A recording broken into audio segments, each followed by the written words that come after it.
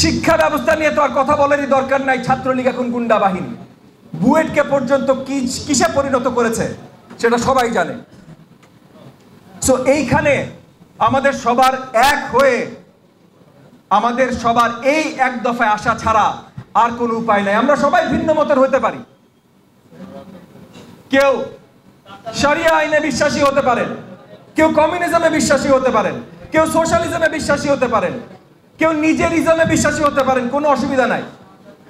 এখন আন্দোলন জনগণের হাতে একটা সঠিক নির্বাচন তুলে দেওয়ার আন্দোলন, এবং এই সঠিক নির্বাচন এই সরকার যতক্ষণ পর্যন্ত আছে ততক্ষণ পর্যন্ত তুলে দেওয়া যাবে না। আজকে এই স্টেজে দাঁড়িয়েও মার্টিন লুথার কিং এর একটা ভাষণ সম্বন্ধে কথা উঠে এসছে। মার্টিন লুথার কিং সাহেবের একটা ভাষণ ছিল, আই হ্যাড এ ড্রিম। এবং সবচেয়ে মজার ব্যাপার হলো মার্টিন লুথার কিং এর এই ভাষণটা আসলে খুব জ্বালাময়ী ভাষণ ছিল। পুরা ভাষণটা বেশিরভাগ লোকজন পড়ে না, পুরা ভাষণটা বেশিরভাগ লোকজন শুনে না। ভাষণের একটা ছোট্ট অংশ বারবার করে দেখানো হয়, শোনানো হয় যে I had a dream that এমন একটা সময় আসবে যখন আমার ভাইদেরকে বিচার করা হবে তার চামড়ার রং দিয়ে না, তার মেধা দিয়ে। কিন্তু এর পরের দুটা লাইনেই যদি চলে যান, মার্টিন লুথার কিং পরিষ্কার করে বলেছিল যে এইটা একা একা আসবে না, এবং এইটার জন্য আমাদের আন্দোলনে মাঠে নামতে হবে। সরকারের পারমিশন নিয়ে সরকারের বিরুদ্ধে আন্দোলন হয় না। আমরা কেউ সরকারের পারমিশন নিয়ে মাঠে নেমে সরকারের বিরুদ্ধে আন্দোলন করছি না। এটা আওয়ামী লীগ সরকারের লোকজনই এসব বানিয়ে কথা বলে।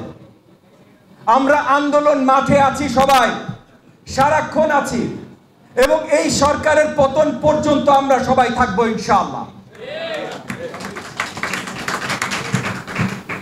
তবে ছোট্ট আরেকটা কথা আমরা বলে যাই, এখন এই সরকার রেখে নির্বাচন করা সম্ভব না, কারণ আমরা আমাদের পলিটিক্যাল কালচার নষ্ট করে ফেলেছি। আমরা একে অপরকে সম্মান করা ভুলে গেছি। আমাদের পলিটিক্যাল কালচার এমন একটা জায়গায় আমরা নিয়ে এসেছি যে ক্যান্টনমেন্ট ভেঙে যে প্রথম মুক্তিযুদ্ধের ডাক দিয়ে মুক্তিযোদ্ধা রাস্তায় নামলো, আমরা তাকে আজকে মুক্তিযোদ্ধা বিরোধী ডাক দিতে চাই সরকারি দল। জিয়াউর রহমান নাকি মুক্তিযোদ্ধা বিরোধী ছিল, এটা সরকারি দলের কথা।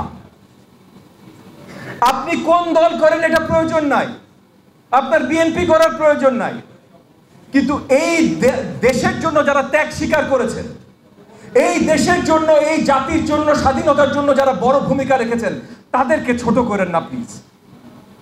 বঙ্গবন্ধুকে যেমন ছোট করেন না, প্রেসিডেন্ট জিয়াউর রহমানকেও ছোট করেন না। এবং কেউ যে মুক্তিযোদ্ধার সাথে জড়িত ছিল, 52 ভাষা আন্দোলনের সাথে জড়িত ছিল, কাউকে ছোট করেন না। আজকের রাজনীতির জন্য বাংলাদেশের ইতিহাসকে কাদার ভিতরে লুটানোর কোনো দরকার নাই। এই পলিটিক্যাল কালচার চেঞ্জ করতে হলে এই সরকারকে বদলাই করতে হবে। কিন্তু আজকে সামনে যত আমাদের মুরব্বী নেতারা আছেন, উনারা আমাদের পথ দেখাবেন যে কিভাবে আমরা আবার আগের মতো জায়গায় চলে যেতে পারি, যেখানে বিভিন্ন দলের লোকজন একসাথে বসে, একমতের না হলেও একসাথে বসে আলোচনা করতে পারে, একসাথে বসে তারা দেশের জন্য সব প্রবলেম সলভিং করতে পারে। তারা শুধু মারামারিতে যেন লিপ্ত না হয়।